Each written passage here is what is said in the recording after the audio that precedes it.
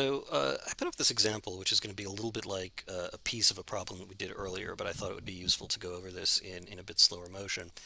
Let's suppose that I have f of x and it's defined as this series. So this is the Maclaurin series for f of x. Now, let me make one point. You're going to say, well, this just looks like it's sort of any series, so how do I know it's the Maclaurin series? The answer is this. If there is a power series that converges to a particular function with a particular center, then that series is the Taylor series for that function with that center. So if I have this power series clearly has a center of 0. I've got x to the 3n. It's not like I'm taking x minus 5 to the 3n or something like that. So clearly the center is 0. What that means is that if this function is actually equal to this series, then this has to be the Maclaurin series for the function. There's only one series for a given center that converges to a function. So if we have that series, with a center of 0, we have the Maclaurin series. If we have that series with a different center, then we have the Taylor series for that function. So um, you can assume that if I'm telling you that a function is equal to some series, it's some power series, that power series is the Taylor or Maclaurin series for that function. In this case, again, Maclaurin because we have a center of 0. So we can use that fact to find these derivatives, and I just want to show you how to do that. The thing about Maclaurin series is that Maclaurin series are always going to be of the form. They're always going to be of the form 0th derivative evaluated at 0 over 0 factorial plus the first derivative evaluated at 0 over 1 factorial times x to the first power plus the second derivative of 0 over 2 factorial times x to the second power plus the third derivative evaluated at 0 over 3 factorial x to the third power. So the point is that when I look at the ascending powers of x, if I want to know what expression is the coefficient of the x to the third term, it's always going to look like this. Whatever it looks like, whatever form it has, if this number comes out to 1,000,000 factorial over 2 to the 1 billion, I know that that still has to be equal to this, which means that since I've got 3 factorial in the denominator, in order for something to come out to, a million, let's say 1,000,000 factorial, that means that f prime prime prime of 0 is going to have to be a really, really, really big number. And that's the whole point, is we can use this fact to solve for the derivative. Important point to remember is, if you want to know what the 57th derivative is, what you're looking for is not the 57th term in the series, because you might skip a lot of terms. What you're looking for is the term that has the 57th power of x. So let's go back to this series. We have f of x equals sum from n equals 0 to infinity of negative 1 to the n x to the 3n over 5 to the n times n factorial. So let's write this out for the first couple of terms. At n equals 0, I'm going to have negative 1 to the 0, which is 1, x to the 0 over 5 to the 0 times 0 factorial. So actually, let's write these out, actually. Let's write out n equals 0. We're going to have negative 1 to the 0, x to the 3 times 0 is 0, over 5 to the 0 times 0 factorial. So that's just going to be 1. And for n equals 1, we're going to have negative 1 to the 1 times x cubed over 5 to the 1 times 1 factorial. So that's going to be negative x cubed over 5.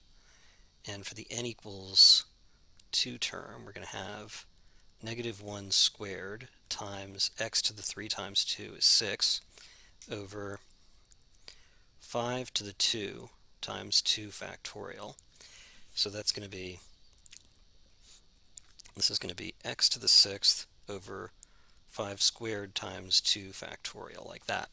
So we can sort of see the pattern. At least, yeah, actually, we can see very much about the pattern. In fact, I'm going to write this. I'm going to keep this 1 factorial here. What we can see is that we start with 1, and the powers go up in 3s. If you don't believe that, let's look at the number 3. This is going to be negative, let's n equals 3. We're going to get negative 1 to the 3 times x to the 3 times 3 gives me 9 over 5 to the 3 times 3 factorial. So that's going to be negative x to the 9th over 3 factorial.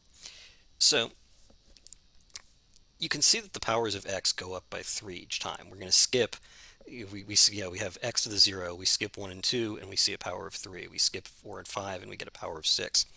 We can also see that since we're raising 5 to the nth power, not to the 3n, the exponent of 5 only goes up by 1 each time, as does the factorial, which is just, that's just 1 factorial, 2 factorial, 3 factorial.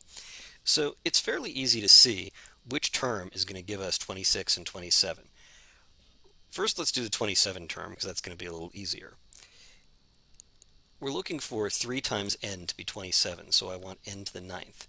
So the n to the 9th term is going to be negative 1 to the 9 times x to the 27, that's 3 times 9 is 27, over 5 to the 9th times 9 factorial. That's what I get for the term at n equals 9. What that means, but let me just simplify this. This is negative x to the 27th over 5 to the 9th times 9 factorial. What that means is that this part, everything that isn't the x to the 27th,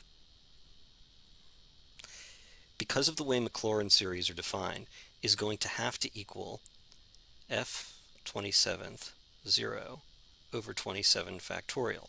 Why? Because look at how the coefficients in Maclaurin series work. That's just the formula for them. So that means that this coefficient has to be equal to that. That's just the way a Maclaurin series is. So I can find that f 27 of 0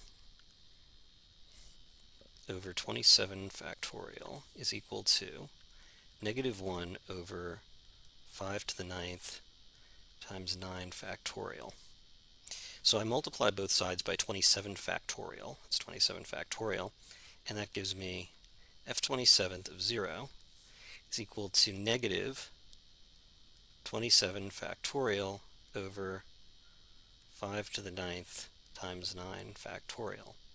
You don't really have to simplify that anymore. You could write this as 27 multiplied by all the factors down to 10 when you divide out the 9 factorial, but it's not necessary.